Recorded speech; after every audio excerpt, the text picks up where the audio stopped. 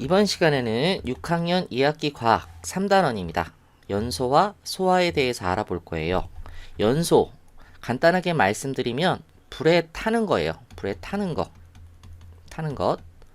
소화, 불이 꺼지는 거예요. 꺼지는 것입니다. 이렇게 해서 불에 타는 것, 연소와 불이 꺼지는 것, 소화에 대해서 알아보도록 하겠습니다.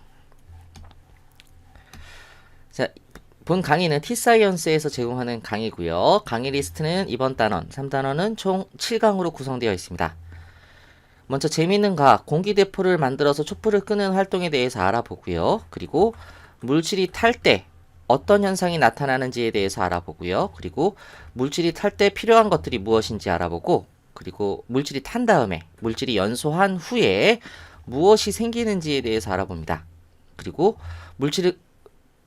불을 끄는 방법에 대해서 알아보고요. 그리고 실제 화재가 발생했을 때 우리는 어떻게 해야 하는지에 대해서, 화재 대처 방법에 대해서 이번 단원에서 알아볼 거예요.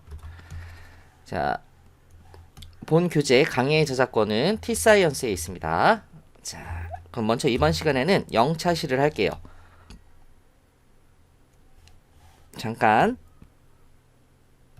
펜의 색깔을 좀 파란색으로 바꿀게요.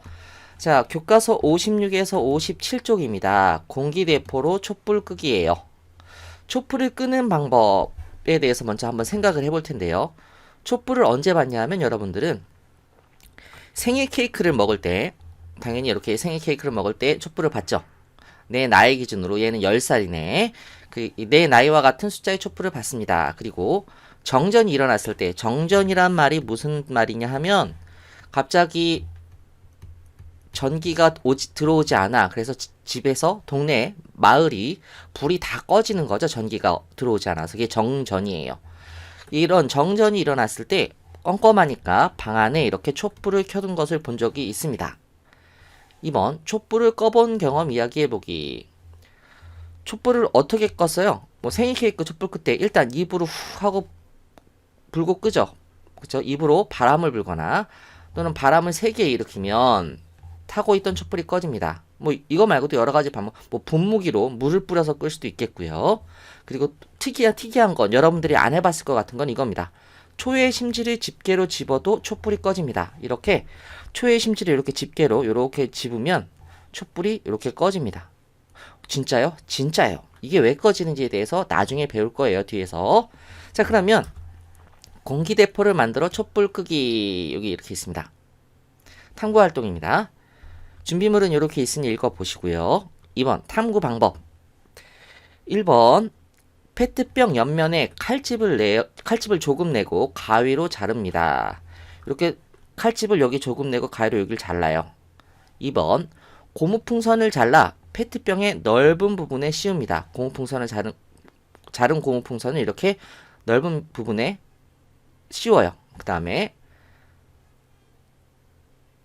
한번 절연 테이프를 이음에 붙여 고무풍선을 고정합니다. 이렇게 절연 테이프를 붙여서 고정을 하고요. 4번 초에 불을 붙인 뒤 공기대포로 촛불을 꺼봅니다. 이렇게 작은 초에 불을 붙인 다음에 공기대포로 이렇게 고무풍선의 요 끝을 이렇게 잡고 당겼다가 딱 놓으면, 이 당겼을 때 페트병 안에 공기가 이렇게 공기가 들어가고요. 이걸 딱 놓는 순간 반대로 공기가 슉 하고 바람이 불어서 나갑니다. 그럴 때 이 촛불이 꺼지게 되죠.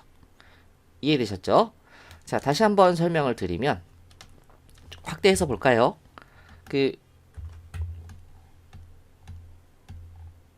이렇게 확대해서 보면 고무풍선을 이렇게 당겼을 때 페트병 속으로 공기가 더 많이 들어갑니다.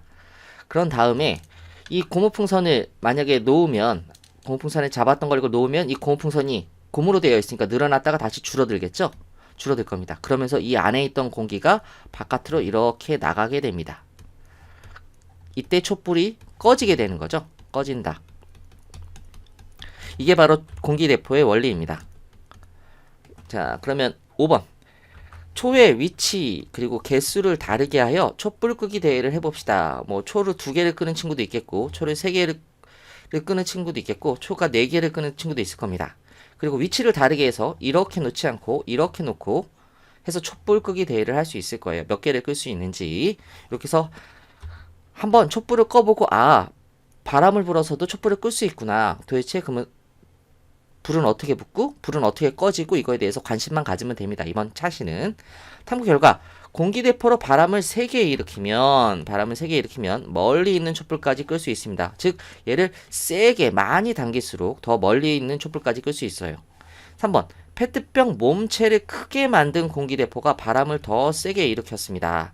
당연히 몸체를 작게 만들 때는 들어갈 수 있는 공기의 양이 적잖아. 더 크면 들어갈 수 있는 공기의 양이 더 많지. 그렇기 때문에 나오는 공기의 양도 더 많을 거라고. 그래서 몸체를 크게 만든 공기대포가 바람을 더 세게 일으킵니다.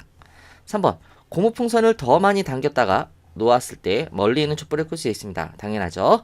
자, 여기까지 해서 0차시 강의를 마치겠습니다. 수고하셨습니다.